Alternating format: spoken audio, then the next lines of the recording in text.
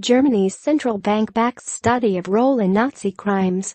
Frankfurt, in November 1941, Karl Blessing, the executive in charge of the Nazi petroleum monopoly, wrote a letter to a deputy of Adolf Hitler's chief architect. An apartment belonging to Jews in Berlin was opening up, and the executive wanted it.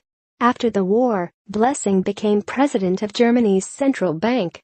He was a legendary figure who helped shape its hardline focus on inflation.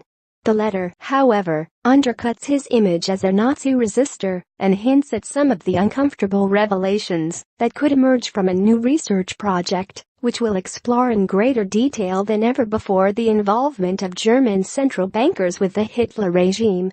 The German central bank, the Bundesbank, announced on Friday that it will fund the study, which will take 4 years to complete. It has become a ritual for German companies and government institutions to hire historians to root into their dark pasts. Deutsche Bank published a study of its conduct during the Third Reich in 1998. Volkswagen published one in 1996. The Bundesbank's historical soul-searching comes late, in part because previous generations of bank managers either had something to hide or were reluctant to stir up information that might hurt the bank's credibility, said Albrecht Ritschl, a professor at the London School of Economics. He will lead the research project along with Magnus Brechtken, deputy director of the Institute for Contemporary History in Munich.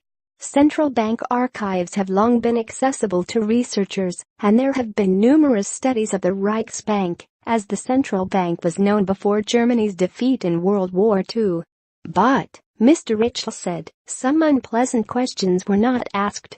The answers could provoke hard feelings even today. The historians will study the Reichsbank's role in economic exploitation of occupied countries during the Nazi regime, which was marked by indescribable cruelty and cynicism, Mr. Ritschl said. The researchers will draw on foreign central bank archives that have not been thoroughly examined before. During the occupation of Greece by Germany and Italy, for example, the Reichsbank helped engineer runaway inflation that wiped out the value of the local currency and created a famine. Revelations could fuel resentment in modern Greece, where many people blame Germany for the austerity policies imposed on the country since 2010. Mr. Brechtken discovered Blessing's request for a Jewish-owned apartment while researching a new biography of Albert Speer, Hitler's architect, that was published in June. In 1941, Blessing was chief executive of Continental, a company formed to exploit oil reserves in conquered countries. The Nazis were systematically evicting German Jews from their homes and forcing them into communal dwellings with other Jews, from which they were later deported to ghettos or concentration camps. Vacated houses and apartments were then handed out as goodies to favored officials and businessmen, Mr. Brechtken said.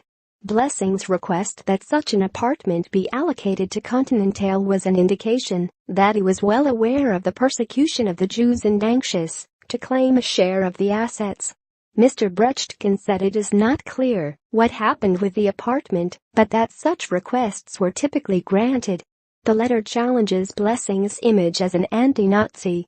Indeed, the German officers who tried and failed to kill Hitler in 1944 had planned to name Blessing as central bank president or economics minister of a new government. The Bundesbank study will be exhaustive, comprising 8 volumes when it is finished. One flaw with many previous corporate and government studies is that they run to thousands of pages of dense German, making them inaccessible, perhaps deliberately so, to anyone not fluent in the language. But Mr. Ritschl and Mr. Brechtken said their research will be translated in its entirety into English. Under the current generation of Bundesbank managers, the president, Jens Wiedmann, is 49. There is much more openness, Mr. Ritschl said.